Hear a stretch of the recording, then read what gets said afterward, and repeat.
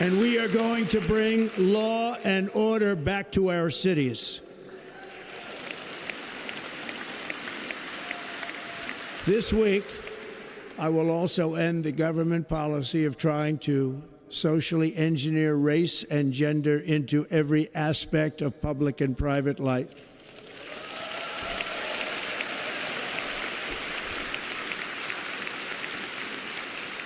As of today, it will henceforth be the official policy of the United States government that there are only two genders, male and female.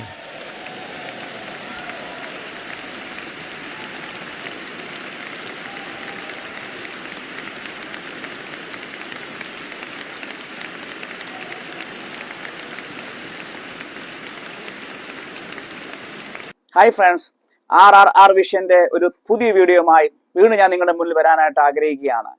ഈ ഒരു വീഡിയോയുടെ starting തന്നെ നിങ്ങൾ എല്ലാവരും ശ്രദ്ധിച്ചെന്ന് ഞാൻ വിശ്വസിക്കുകയാണ്. ലോകം മുഴുവനും കാത്തിരുന്ന ആ ഒരു ദിവസമായിരുന്നു ഇന്ന് ജനുവരി 20.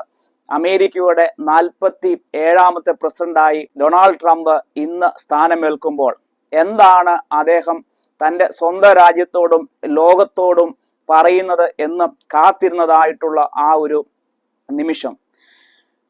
നമ്മൾ ഈ കഴിഞ്ഞ കുറേ ദിവസങ്ങളായിട്ട് ലോകമെമ്പാടുമുള്ള മാധ്യമങ്ങളും അതോടൊപ്പം തന്നെ സോഷ്യൽ മീഡിയയൊക്കെ ചർച്ച ചെയ്ത പല കാര്യങ്ങളും അദ്ദേഹം വീണ്ടും അവിടെ ആവർത്തിക്കുകയുണ്ടായി. എന്നാൽ അതിൽ നിന്ന് വ്യത്യസ്തമായിട്ട് അദ്ദേഹം രാജ്യത്തോട് വിളിച്ചു പറഞ്ഞ ഒരു കാര്യമാണ് ഇന്ന് ശ്രദ്ധിക്കപ്പെട്ടതായിട്ടുള്ള ആ ഒരു വിഷയം.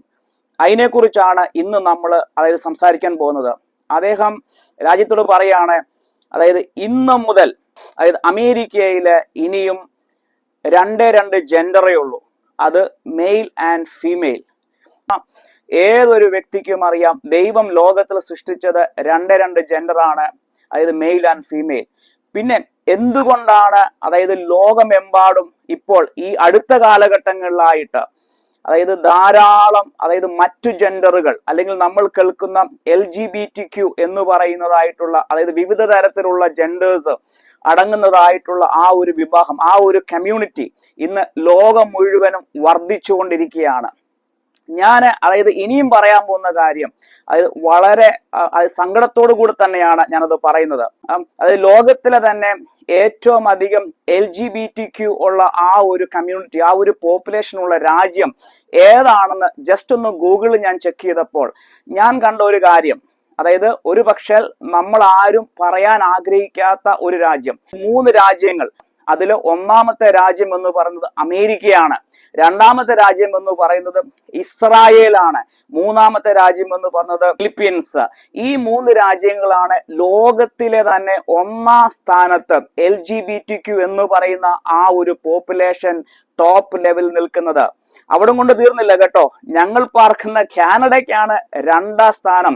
കാനഡയും തായ്ലൻഡുമാണ് ലോകത്തിലെ തന്നെ LGBTQ അടങ്ങുന്ന ആ ഒരു പോപ്പുലേഷൻ ഇപ്പോൾ 2ാം സ്ഥാനത്ത് നിൽക്കുന്ന രാജ്യങ്ങൾ എന്ന് പറയുന്നത്.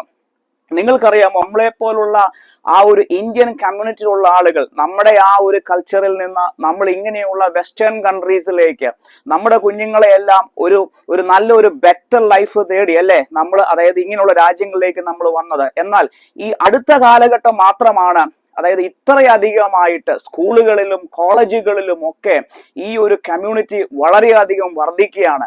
ഇവിടുത്തെ ഗവൺമെന്റിന് യാതൊരു നിയന്ത്രണങ്ങളും ഇങ്ങനെയുള്ള കാര്യത്തിൽ ഉണ്ടാകുന്നില്ല.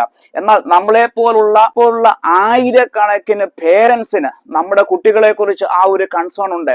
എന്തിനു പറയണം, ഇവിടുത്തെ എഡ്യൂക്കേഷൻ സിസ്റ്റം പോലും അങ്ങനെയുള്ള കമ്മ്യൂണിറ്റിയെ ഡേ ബൈ ഡേ അവരെ എൻകറേജ് ചെയ്യുക. അതോടൊപ്പം തന്നെ ഗവൺമെന്റ് അവർക്ക് പ്രത്യേകമായിട്ടുള്ള ഫണ്ടുകൾ കൊടുക്കുകയാണ്. ആ കമ്മ്യൂണിറ്റി ഡേ ബൈ ഡേ വളരുകയാണ് ലോകം മുഴുവൻ.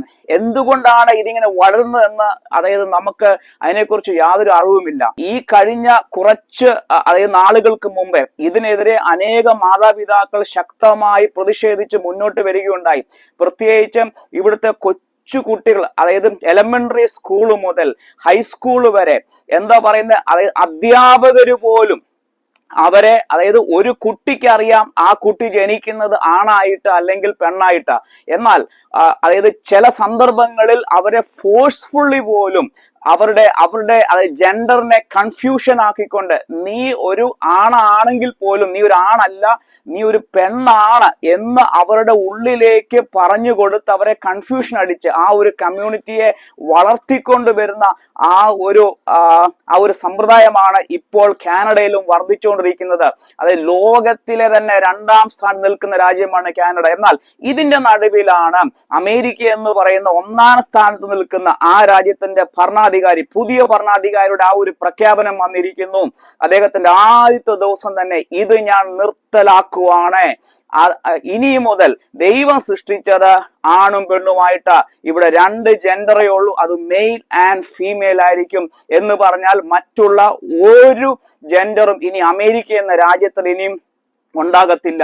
അപ്പോൾ ഈ ഒരു വാർത്ത ഇപ്പോൾ അദ്ദേഹം ഡിക്ലെയർ ചെയ്തതേ ഉള്ളൂ. നമുക്കറിയാം ഇന്ത്യ എന്ന രാജ്യത്തും വളരെയധികം നമ്മുടെ ആ ഒരു കൾച്ചർ വളരെയധികം കീപ്പ് ചെയ്യുന്ന, ലോകത്തിന് മുന്നിൽ കീപ്പ് ചെയ്യുന്ന ആ ഒരു രാജ്യമാണ് നമ്മുടെ രാജ്യം. എന്നാൽ അവിടെയും ഈ സംഭവം ഈ നാളുകൾ വർദ്ധിക്കുന്നു എന്നുള്ള വാർത്തകൾ നമ്മൾ ധാരാളം കേൾക്കുന്നുണ്ട്. എന്നിരുന്നാലും വരും ദിവസങ്ങളിൽ അദ്ദേഹത്തിന്റെ ഈ ഒരു പ്രഖ്യാപനം, അതായത് ജെൻഡർ വിഷയത്തിലുള്ള പ്രഖ്യാപനം മറ്റുള്ള ലോകരാജ്യങ്ങളും കാനഡ ഉൾപ്പെടുന്ന ലോകരാജ്യങ്ങളും എങ്ങനെയാണ് ഇതിനെ നോക്കിക്കാണുന്നത്, അവിടെയുള്ള ആളുകൾ എങ്ങനെയാണ് ഇതിനെ സ്വീകരിക്കാൻ പോകുന്നത്, അതല്ല അമേരിക്കയിലുള്ള ഈ ഒരു കമ്മ്യൂണിറ്റി ഇതിനെ എങ്ങനെയാണ് അത് റെസ്പോണ്ട് ചെയ്യാൻ പോകുന്നത് എന്നുള്ളത് നമുക്ക് അതായത് നോക്കിക്കാണാം. എന്തായാലും ഇതൊരു വലിയ മാറ്റമായിരിക്കും, വലിയൊരു സൈൻ ആയിരിക്കും ലോകത്തിന് കൊടുക്കാൻ പോകുന്നത് എന്നതിൽ യാതൊരു സംശയവുമില്ല. സോ നിങ്ങൾക്ക് എല്ലാവർക്കും ഈ ഒരു വീഡിയോ ഉപകാരപ്പെട്ടെന്ന് വിചാരിക്കുന്നു. മറ്റൊരു വീഡിയോയുമായി വീണ്ടും ഞാൻ നിങ്ങളുടെ മുന്നിൽ വരും. നവം sign out Rexy Joy. By.